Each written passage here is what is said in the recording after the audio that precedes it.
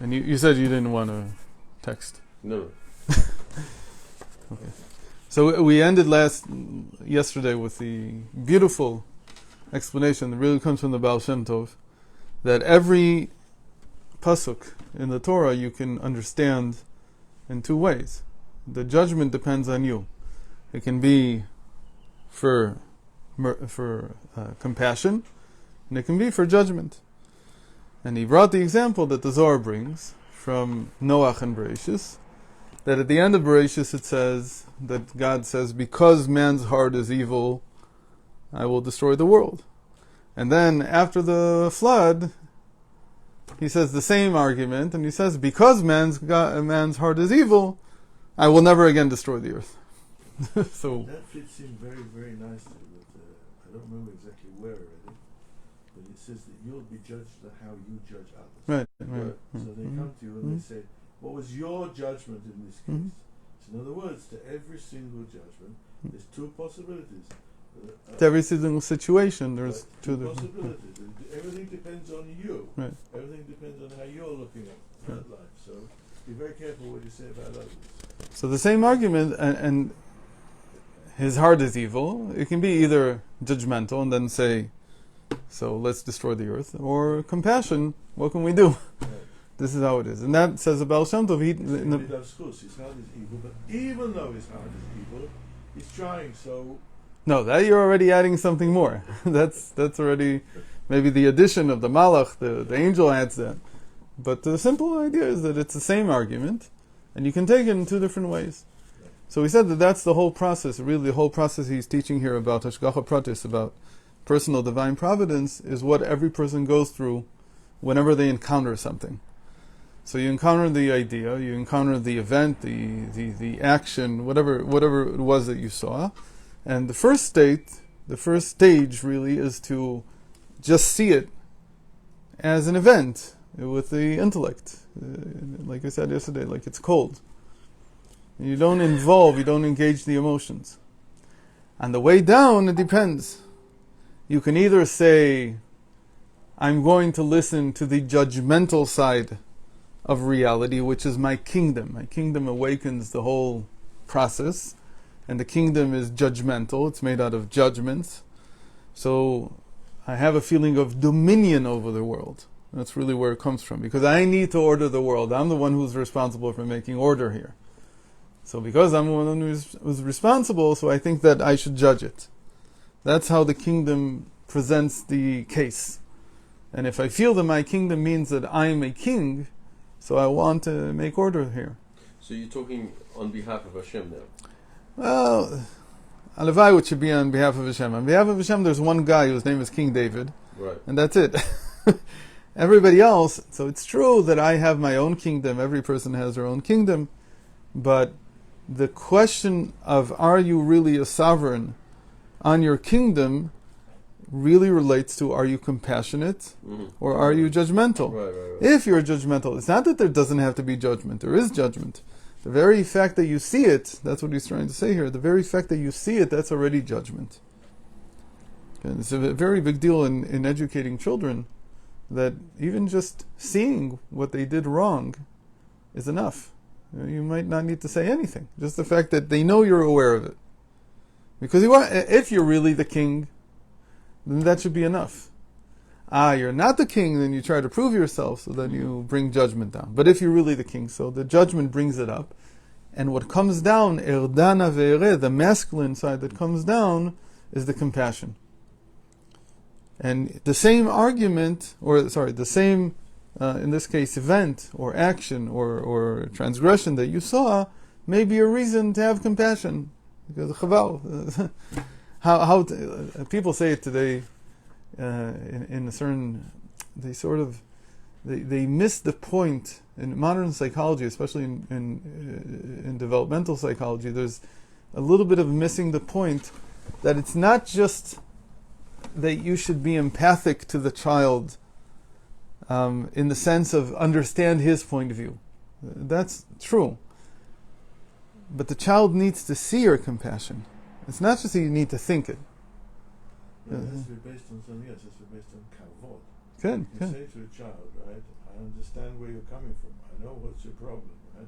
And I sympathize. You have to say it. כן. And say, however, still, nevertheless, נכון. try and, without being, you know, Right, right, especially when they're older, especially when the children are older. right. Well, when they're older, you can't say anything else. That's the most that you can say. But even with a young child, with a lot of things, it should be just, but you need to express it. Because we said that if you don't express it, another thing that I took away from this whole thing was the power that we have in davening, for instance. A lot of people ask, so why do I need to daven if Hashem already knows everything? This is exactly the mimer where he explains. Hashem knows in an unengaged way. He knows with pure intellect, as it were. And like we said, it's like the car manufacturer knowing that after 15,000 kilometers you need a tune-up, or you need to replace this, you need to do that. But that's not the same thing as actually doing it. It's not the same thing as actually rolling into the shop with your vehicle and telling them, I finished 15,000 kilometers, what do I do now? A person has to voice how he feels. Because that's the kingdom. Kingdom is speech. Kingdom is always, Malchus is pe, Torah she'ba'al pe krinan leha. So you're making it real. You're making it engaged. You're making it into a dialogue. Before that, it's no dialogue. It's like looking at something, and it's a fact. That's all it is. I don't have to do anything about it, says Hashem.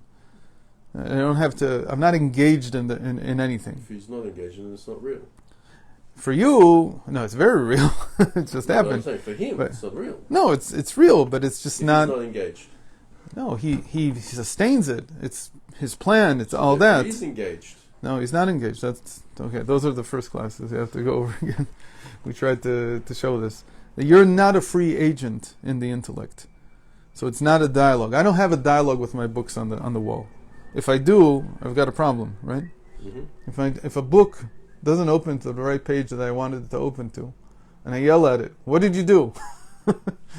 So I've got a problem. There's something wrong with me. There's no dialogue with an involuntary object, one that has no volition.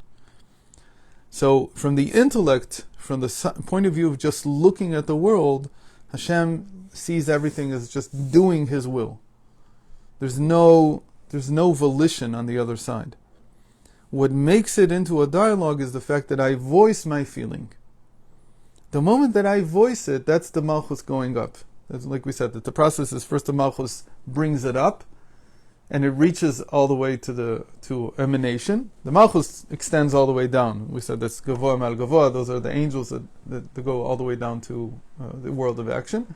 And then the kingdom of action brings it up, all the way up. And in emanation, it meets the light of the infinite. And now the light of the infinite has to decide how to come down. I could come down in a feminine form, meaning listen to the kingdom the way it's judging everything. Mm-hmm. Or I could come down in the masculine, and the masculine would be exercising compassion over it. But it's the same thing with davening. If you don't daven, you're the kingdom of everything in that sense, you're the king of everything that happens in your life. That's why a king has to have a diary. If a king doesn't have a diary, nobody knows what happened. So today, a modern king or the president or the prime minister, they don't have to keep their own diary. Somebody does it for them. But the truth is that afterwards, when you write your memoirs, you better have your own diary, because you don't know I think that every day they have to look at it to see whether it was written down correctly, if they agree with them. I think that in the United States it's a law. I'm not sure. Everything has to be documented. So they changed it that they tape everything. Everything in the Oval Office is taped. So there's no question about what actually happened. I don't know how it is in England if the Queen has to hold them. Well, the Prime Minister for sure is like in America, but I'm saying the Queen, I don't know if Boris Johnson keeps a diary, I don't know if anybody would care to read it. But her diary might be interesting. And so I feel that she's the type of person who would actually write one. But again, the idea is that every person's a king over their own domain. And so you have to have some form of bringing what you've experienced and seen back up. So that's what we saw yesterday. We said this came from the Baal Shem Tov. The Baal Shem Tov taught us about the pasuk Nashavi Tuet Levavo, that King Solomon's wives made his heart lean. and lean in the sense of lean in one direction rather than skinny. And there he explains that every pasuk in the Torah, every verse in the Torah can be explained either masculine or feminine, either as a compassionate argument or a judgmental argument. Every single verse. Okay. וזהו עניין החילוק בין שתי בחינות השגחה. The very last line of Tet Vav. This is the difference between the two types of providence. וזהו פירוש הרדנה. כי צעקתה היא הבאה מלמטה. We said that her outcry is what's coming from below.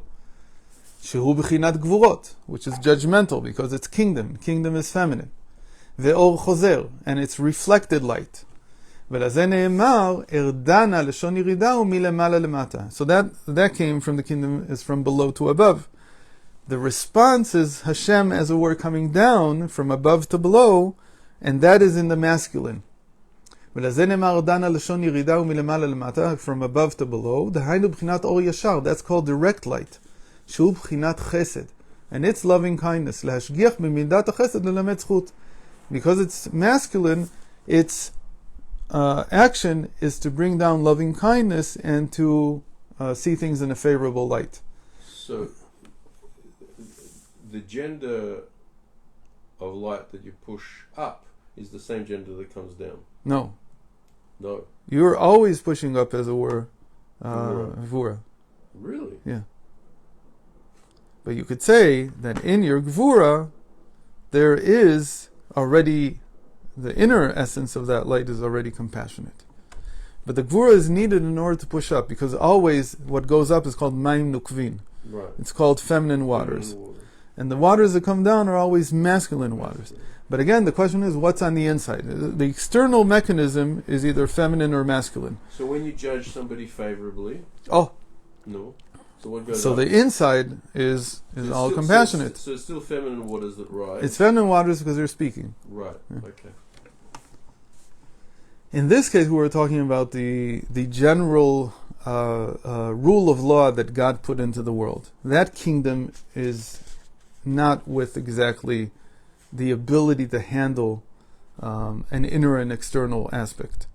It just brings the judgment up. It just brings the facts up. And then what comes down already depends on Hashem, whether Hashem wants to judge it favorably or not. And again, in us, Hashem is like the infinite light in the mind, that you have to decide which way you want to see things, how you want to see them, favorably or not.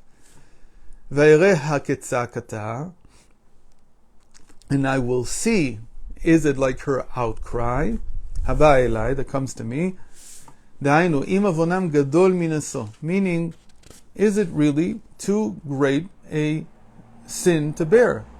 עד שגם על פי החסד לא יוכל למצוא זכות אז קלה. That even my loving kindness, says Hashem, will not be able to find something favorable in them. And then if that's the case, then I'll destroy them. ואם לא, פירוש, אולי לידי החסד יוכל ללמד זכות. And if not, maybe my loving kindness, my compassion, is enough to judge them favorably. And then the result would be different. וזהו שכתוב במדרש, in the Medrash it says, הרדה נא ממידת הרחמים למידת הדין. In the Medrash it says it in a strange way, that you get confused by it, but it says from the measure of compassion to the measure of judgment. Really what it means is, measure of compassion is above to the measure of judgment below. It's not getting into the whole process. ובזוהר דף ק"ה, in the Zohar it says, הרדה נא מדרגת דרחמי לדרגת דדין. It says the same thing.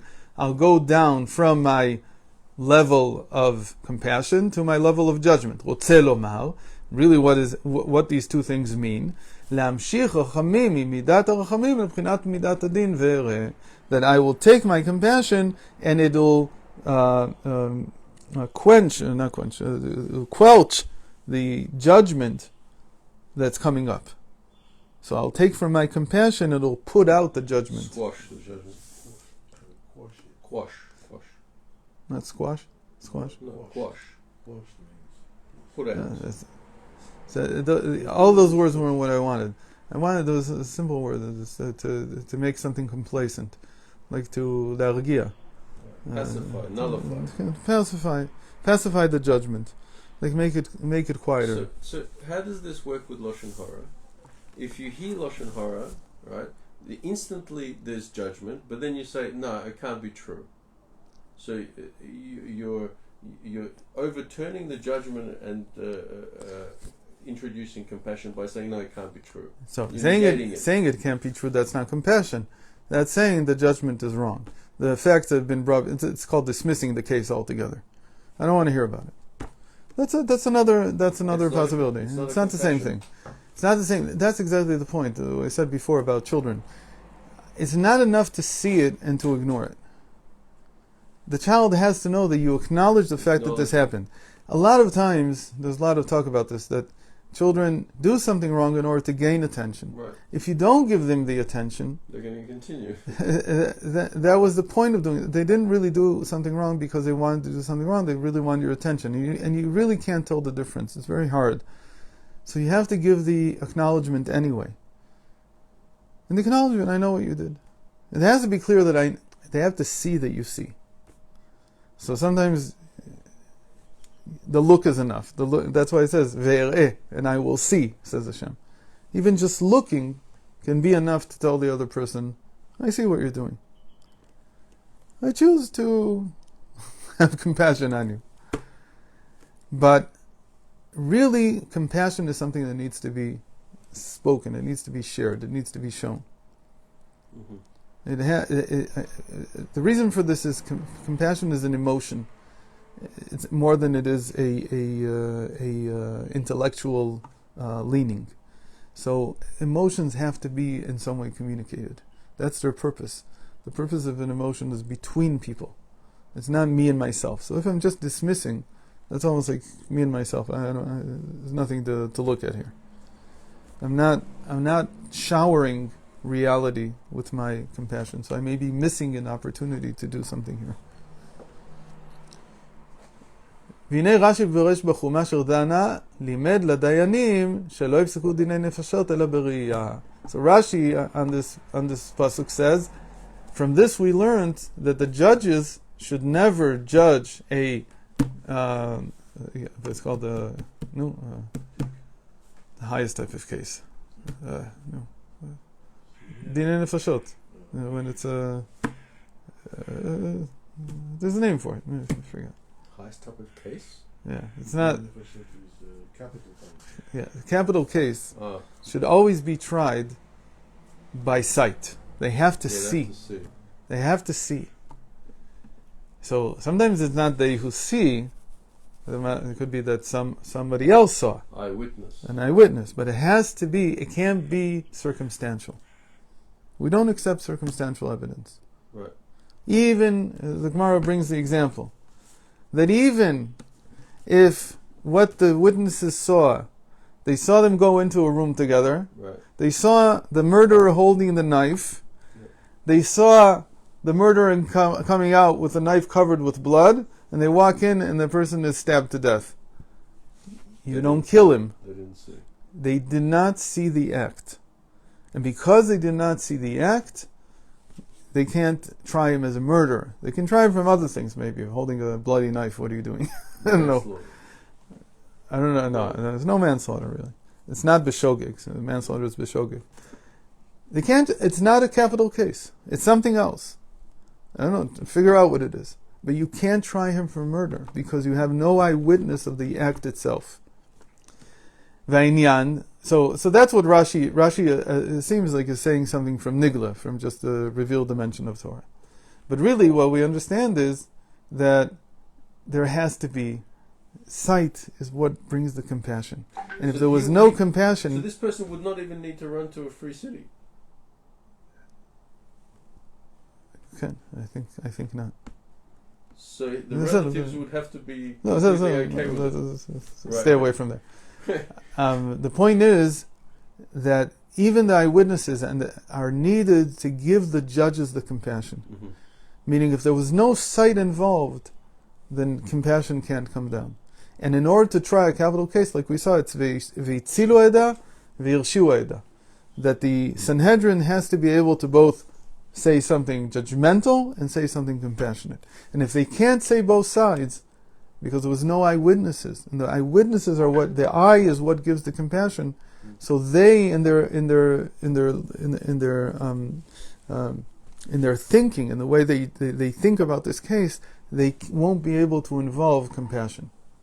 והעניין, דאית בתיקוני זוהר, ואילן אסר ספירן אינון אזנין כסדרן חד אריך וחד קציר וחד בינוני. Why is it? So he says, why is sight so important here? This last part is just about the sight and the hearing. We'll see this now. He says, really this goes back to how you divide the senses between the axes of the sfirot. Because we have a right axis, a left axis, and a middle axis. The right axis is described in the Patach Eliyahu as elongated, it's extended. It extends all the way down. The left axis is described as being short.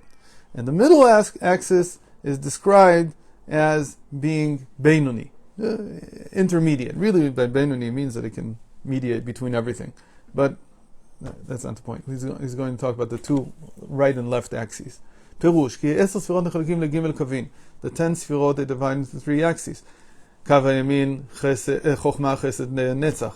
On the right side we have wisdom and loving kindness and victory. And they're called the long side. That's the long axis. Ki hachesed nimshach v'nimitoshet yoter.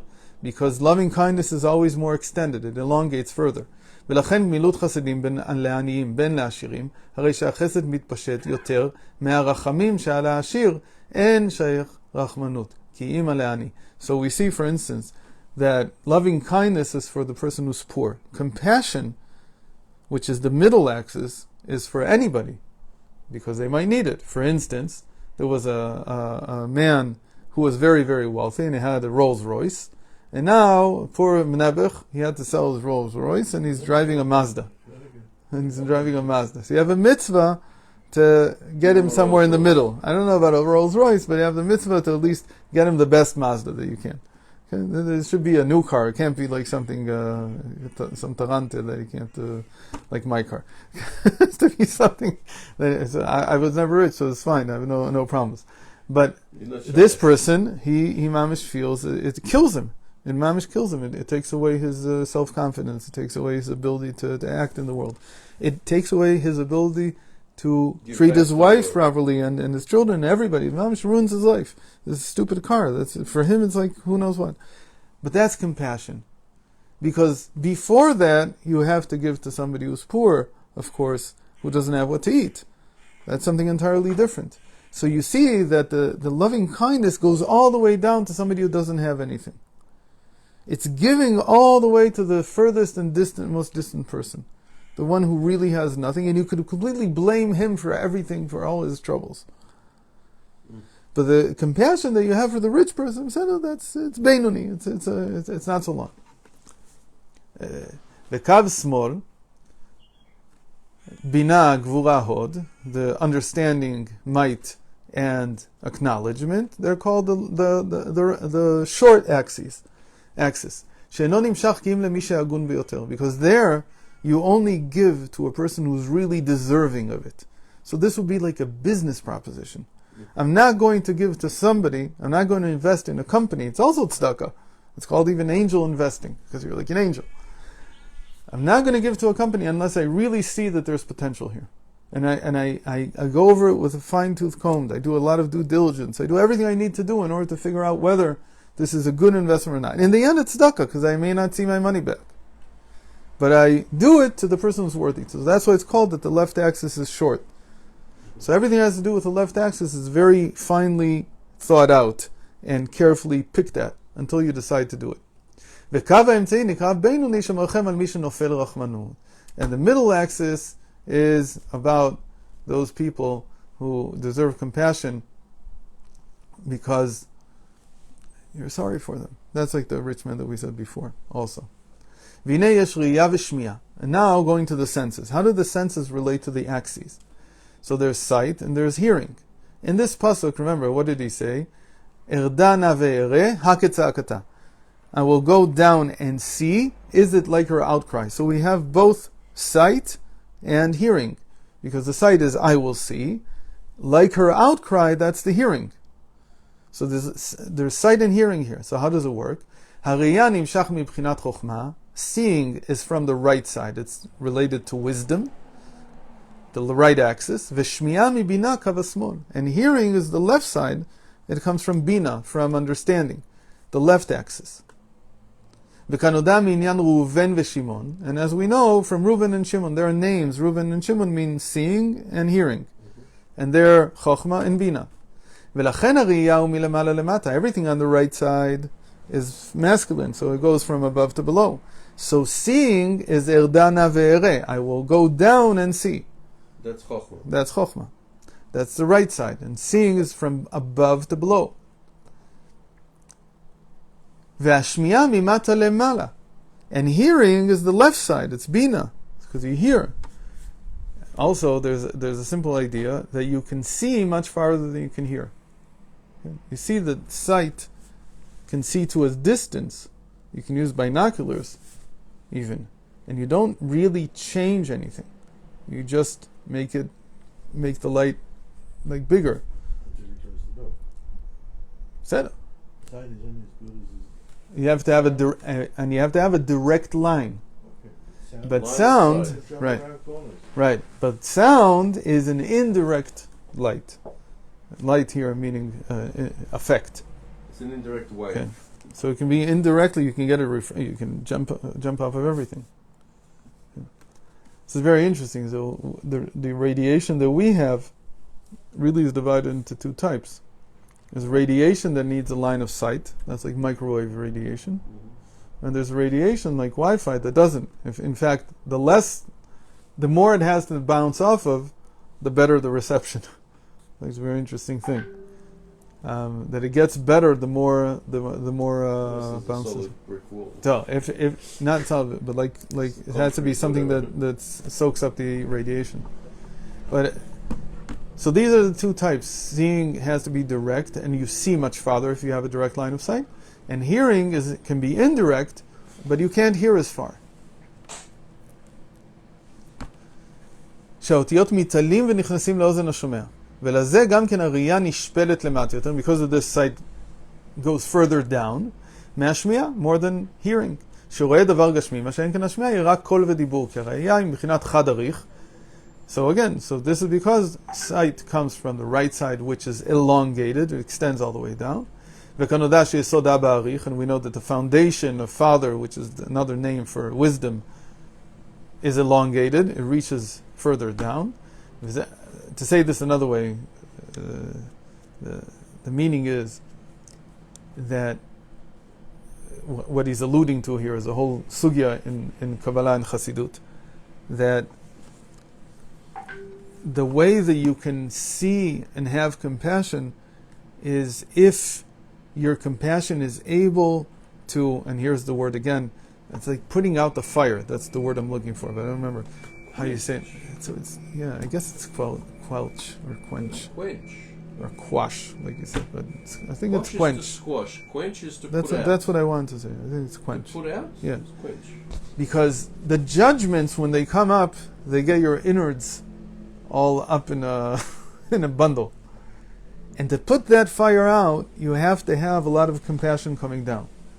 So it says that if the knowledge, if the intellect starts from the left side, from understanding, even though you understand why the child did something wrong, let's say, or somebody did something wrong to you, even though you understand it, you can't put out all the fire inside. Because it's called that the foundation of mother is short.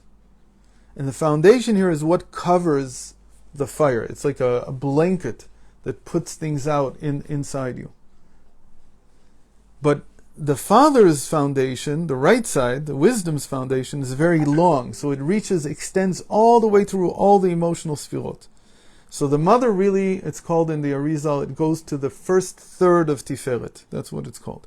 So it only covers Chesed, Gvura, and the first third of beauty of Tiferet. But the father's foundation, when it extends down, it covers Netzach, Hod, and Yesod also. It covers your habitual measures of the heart also. Victory, acknowledgement, and foundation. So it puts everything out. And for that reason, there's more. You can be more compassionate. You can put everything out. It means that it's not just enough to be intellectual about it. It's not enough to just look at things intellectually. It has to come from the right side, from compassion, from the compassion of the right side. It's an important sugya. That's what's called being oinit pilus. What's interesting is though the sound, there's not a direct sound, like an echo. Mm-hmm. You don't see the kiss shofar from it. So It's even saying that there's such a thing. There is such a thing as an indirect sound. And we don't want that. Why? Apparently because we want the direct part of the bina here. Tiku b'chodesh shofar b'kesel yom shapru ma'asechem. That shapirta is always bina. But shapru ma'asechem, what can really change your actions in the shofar is when it's straight. That's right. So let's just finish the last two lines so that we can say we finished. This is what it means when it says, I will go down and I will see. Is it like the outcry, like the sound that came up? So to hear the outcry, that's the hearing. That comes from bina, from understanding. Therefore it's called that it lifted up, it went up. That's the left axis. But to go down and to see and to have compassion, that's the right side. That is loving kindness. We finished the whole Maimer this week. It's a big deal. we have simple bunim of Peshishka. Yeah. I heard about some guy who was struggling with a hard time. He had to make a wedding. So he went to his house with money from Tamarala. And he rebuilt the house from beginning to end. And he refurbished the whole house and he gave them all new clothes. And he organized everything for the color that it should be until they were mamish like kings. And then as he was leaving, he gave him a whole bunch of money. So the guy says, what's this money for? You already gave me everything I need. He said, that's Stoker. He says, but you gave me everything. He says, no. He says, up until now, it was compassion. I felt sorry for you. That wasn't Stoker. That's me. It was bothering me, bothering my kishkas.